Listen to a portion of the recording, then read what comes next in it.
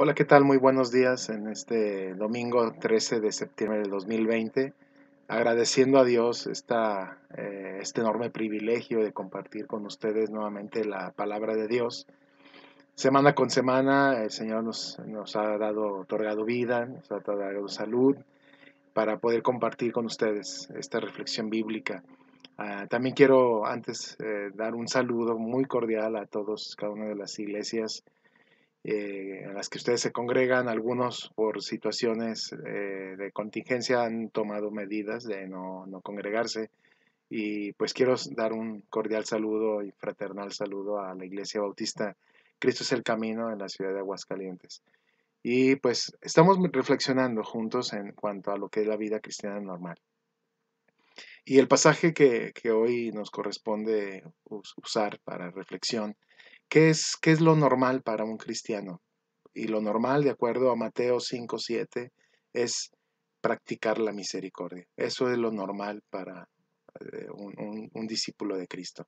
Y esto dice Mateo 5:7: bienaventurados los misericordiosos, porque ellos serán tratados con misericordia. Bienaventurados los misericordiosos, porque ellos serán tratados con misericordia. Hay otras versiones que dicen: Dios bendice a los compasivos, porque serán tratados con compasión. Hasta ahora hemos analizado las bienaventuranzas que tienen que ver más con nuestra relación personal con Dios, pero a partir de hoy las que veremos son las conductas propias hacia el prójimo, tratándose entonces tornándose un tanto más difícil, ya que tendremos que practicarla algunas veces con personas que ni siquiera conocemos o que no nos agradan del todo.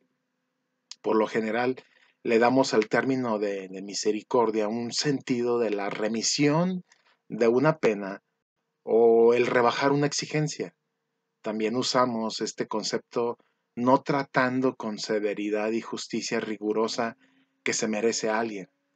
Sin embargo, el concepto va más allá de un concepto de ser buena gente, pues va ligada íntimamente con la bondad, y cuando la relacionamos con Dios, la misericordia pertenece a Él y se deleita en ella, tal como lo vemos en Miqueas 7:18, que dice: ¿qué otro Dios hay como tú, que perdona la maldad y olvida el pecado del remanente de su pueblo? Tú no guardas el enojo todo el tiempo, porque te deleitas en la misericordia. Esta misericordia de Dios, amados amigos y hermanos, está demostrada en los hechos de la historia. Se ve en la liberación de Egipto, allá en el Éxodo, y en la bondad del rey persa cuando permitió que los exiliados regresaran a Jerusalén, en Esdras capítulo 7, versículo 9. También se demuestra en la naturaleza de la tierra, pues ella está llena de la misericordia de Dios, dice el Salmo 119, versículo 64. Entonces, así es que donde quiera que miremos, sean en los hechos históricos o o en los naturales, la encontramos, y es la que nos permite tener una relación con Dios. Nos apoyamos en ella cuando pedimos perdón a Dios por haberle fallado, o cuando estamos en aflicción, y por ello es oída nuestra oración. Además, la misericordia de Dios nos libra de la muerte y de la tumba, según el Salmo 86:13. Entonces, el Señor Jesús no menciona muy seguido esta palabra, pero es evidente la importancia que le da. En dos oportunidades cita al profeta Oseas cuando dice que Dios quiere misericordia y no sacrificios, en Oseas 6:6, y lo refiere cuando hay en el pasaje de Mateo capítulo 9 versículo 13 y capítulo 12 versículo 27. Es más, acusa a los fariseos porque han sido muy meticulosos en los detalles de la ley ceremonial y se han olvidado de lo esencial: la justicia, la misericordia y la fe. Esto de acuerdo ahí en Mateo capítulo 23, versículo 23. Pero el mejor ejemplo de la misericordia en acción Es la parábola que le denominamos el buen samaritano. Y a todos se nos pide que vayamos e imitemos esa misericordia. Porque así termina el Señor diciéndole al maestro de la ley que le preguntó, ¿quién es mi prójimo? Entonces, somos llamados a imitar esa misericordia. Entonces, está claro entonces que el Señor Jesús vio este amor trascendente como la gran característica de la relación del cristiano con sus semejantes. Pero bueno, veamos primero qué es la misericordia y en qué consiste. La misericordia es el ser compasivo, a tal punto de conmoverse frente a las necesidades y sufrimientos de otros. Es decir, que en lugar de ver con indiferencia al que padece y pasar inadvertidamente a su lado, sentimos una empatía, un interés por él. Pero la misericordia no se queda en la mera contemplación del dolor, decir, ay, cómo me duele ver a esa persona, mira cómo sufre, mira todo lo que está padeciendo, sino que va más allá. Trata de remediar la situación. Esa es la compasión, esa es la misericordia. Esta misericordia hace bienaventurado, dichoso, feliz al que la practica. Y la enfocamos desde dos puntos de vista. El primero implica ayuda material, por ejemplo, dar pan al hambriento, agua al sediento y medicina al enfermo. Vestir al desnudo, estrechar entre los brazos del amor a tantas personas que necesitan ese abrazo compasivo. El otro aspecto incluye preocuparse por las necesidades y miserias espirituales de quienes nos rodean. Pues si es necesario remediar las necesidades materiales, más aún lo es remediar las espirituales. Eso es lo que más preocupó al Señor Jesucristo, quien tuvo compasión de la gente porque la vio como oveja sin pastor y por eso precisamente dio su vida por nosotros en la cruz, en el Calvario. Entonces vemos en este pasaje que son dichosos, son felices, son bienaventurados los que manifiestan misericordia, que manifiestan compasión hacia otros, porque ellos y solamente ellos recibirán misericordia de Dios. Generalmente, aunque no siempre, serán tratados con misericordia por sus semejantes. A pesar de su gran misericordia hacia otros, el Señor Jesús fue crucificado por los hombres sin misericordia, pero librado de la muerte y resucitado por el poder del misericordioso. Hechos 2, 23 y 24. ¿Cómo podemos entonces nosotros como hijos de Dios, como discípulos de Cristo, practicarla? ¿Cómo puedo tener hacia la gente la misma actitud que tiene Dios y pensar en ellos como Él lo hace, sentir por ellos lo que Dios siente y actuar hacia ellos como Dios lo hace? Veamos algunas recomendaciones para poder practicarla. Para poder practicarla es necesario comprender la misericordia como un amor trascendente, eh, visionario, un amor trascendente visionario, no siendo egoísta por ello. Para ser acreedor a esta promesa de la bienaventuranza, debemos considerar las necesidades de otros más urgentes que las nuestras y los problemas de los demás más graves que los míos. Y no podemos llegar a este estilo de vida si nos creemos el centro del universo, pues aunque nos parezca imposible, hay muchos discípulos de Cristo, muchos comprados por la sangre de Cristo que piensan primero en ellos. Hay muchos cristianos así, después en ellos y luego en ellos, por lo cual el amor de Dios no puede manifestarse al 100% en sus vidas y por consiguiente detiene las bendiciones que Dios tiene para la vida de los demás y entonces también, por supuesto, para la propia. Sabemos que por naturaleza el ser humano es egoísta, es egocéntrico, nos cuesta mucho trabajo escuchar y ver las necesidades de otras personas. Creemos que somos los que más sufrimos, los que tenemos las enfermedades de última moda, que cuando se trata de tragedias o malas experiencias, siempre somos los seleccionados para ellos. Siempre a mí, siempre a mí. ¿Por qué siempre a mí me pasan las cosas? Entonces, cuando alguien en necesidad acude a nosotros, suponiendo que va a encontrar un apoyo, o cuando detectamos la necesidad o el problema de alguna persona, no hacemos más que hablar de nosotros, a tal grado que muchas veces esa persona deja de compartirnos su necesidad, pues le hemos hecho notar que no nos interesa su problema o que no es tan grave como parece. Es increíble que no medimos la trascendencia de nuestras actitudes o palabras, pero debemos recordar que los que hemos sido redimidos, salvos por la fe en Jesucristo, somos diferentes, que tenemos la mente de Cristo y nos ha dado de su Santo Espíritu sin medida, es decir, que no hay excusa para poder actuar como Él es, bondadoso y sensible. Imagínense qué pasaría si cuando acudimos a Dios en oración por alguna aflicción, Él nos dijera, oh, qué pena, pero espera, tengo que decirte que yo también sufro mucho al ver cómo la humanidad está tan corrompida, cómo la tierra se está contaminando, cómo veo y estoy considerando a mis hijos rebeldes y que no quieren platicar conmigo. No es posible.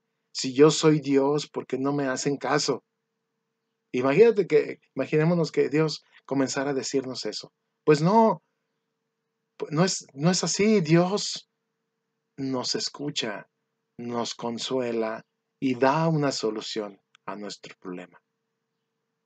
Entonces, esa es la primera práctica, la primera consideración.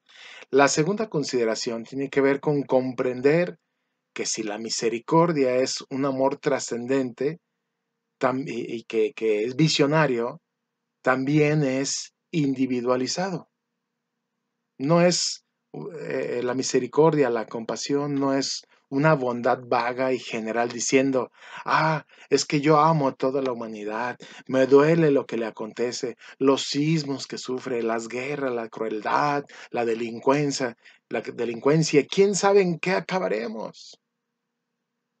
Y no es que esté mal el lamentarnos por ello, sino que algunas veces un amor sentimental por la humanidad puede darse al mismo tiempo que un completo fracaso en cuanto a las relaciones personales, una incapacidad de amar a los semejantes con quienes entramos diariamente en contacto.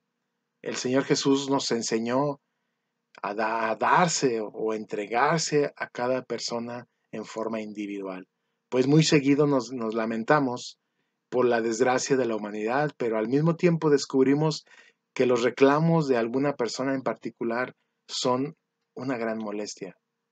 Es por eso que la misericordia que sienta por mi prójimo son, sea de la misma manera para todo el género humano. Entonces también la misericordia también debemos verla como un amor trascendente actualizado. Esto lo que no es, esto es que no es un simple sentimiento, es una vida. Se trata de una vida, de un estilo de vida. No es una simple emoción, es una acción, practicándola por individuos en particular, saliéndonos del corazón, pero expresándola con nuestra mano, con nuestro dinero, con nuestros brazos, con nuestros hechos, es decir, tener el deseo constante de ayudar. Pero también la misericordia debe implicar ser tolerante. Siempre hay una razón por la cual una persona piensa como piensa y al entrar a la mente y al corazón de esa persona y al ver las cosas con sus ojos, podríamos comprender esa razón y eso nos llevaría a identificarnos con otras personas. También la misericordia implica el practicar el perdón. Ya vimos que siempre existe una razón por la cual una persona actúa como lo hace. Conocerlo todo significa muchas veces ser capaz de perdonarlo todo. Es muy fácil condenar a una persona o a una acción determinada cuando juzgamos desde afuera. Yo pienso, que nadie tiene derecho a condenar a otro hasta que no hay un estado de la misma situación o hasta que no se haya enfrentado a las mismas tentaciones y problemas y hasta que no haya atravesado por ese tipo de dificultades. No podemos hacer todo esto en forma exacta, pero sí podemos hacer un esfuerzo por identificarnos con esa persona y no minimizar su situación. Y cuando hayamos conseguido esto, entonces sí obtendremos la comprensión que nos llevará al perdón. La misericordia, finalmente, la misericordia implica dar ayuda. Hay un tipo de ayuda que no daríamos si nos identificáramos con la persona que lo necesita. Y es el tipo de ayuda que hiere y humilla. Muchas veces nuestra ayuda depende de lo que queremos dar o de lo que pensamos que necesita la otra persona. Y esto puede no ser exactamente lo que necesita. Entonces, si hacemos un verdadero esfuerzo por identificarnos con otros, entonces sabríamos cómo dar y qué dar. Como conclusión, esto parecerá ser imposible, porque imagínense identificarnos con nuestros semejantes como un reflejo y reproducción en nuestra actitud hacia ellos de la actitud de Dios para con todos los hombres. Sin embargo, Dios, mediante el sacrificio, muerte y resurrección de nuestro Señor Jesucristo, mostró su misericordia por ustedes y por mí, encarnándose de tal suerte que tuvo contacto directo con los pecados, los dolores y los sufrimientos de nosotros, de todas las personas, y por lo tanto sabe lo que pensamos, sabe lo que sentimos y sabe lo que vemos y cómo consideramos luego la vida. Esa es la razón por la que nos comprende. Esa es la razón por la que nos perdona y nos salva. Vemos entonces que esta bienaventuranza termina con una promesa. Bienaventurados los misericordiosos o los de blando corazón, porque ellos alcanzarán misericordia. Este es un principio inamovible impuesto por el Señor Jesús, porque con el juicio con que juzguemos, seremos juzgados. Y con la medida con que midamos, seremos medidos. Así lo dice Mateo 7:2. Si perdonamos a los hombres sus ofensas, también nuestro Padre Celestial perdonará las nuestras, dice Mateo 6:14 y 15. Entonces, ¿por qué? Porque tendrá juicio sin misericordia el que no tuvo misericordia, dice Santiago 2:13. Así como juzga el hombre, será el juzgado.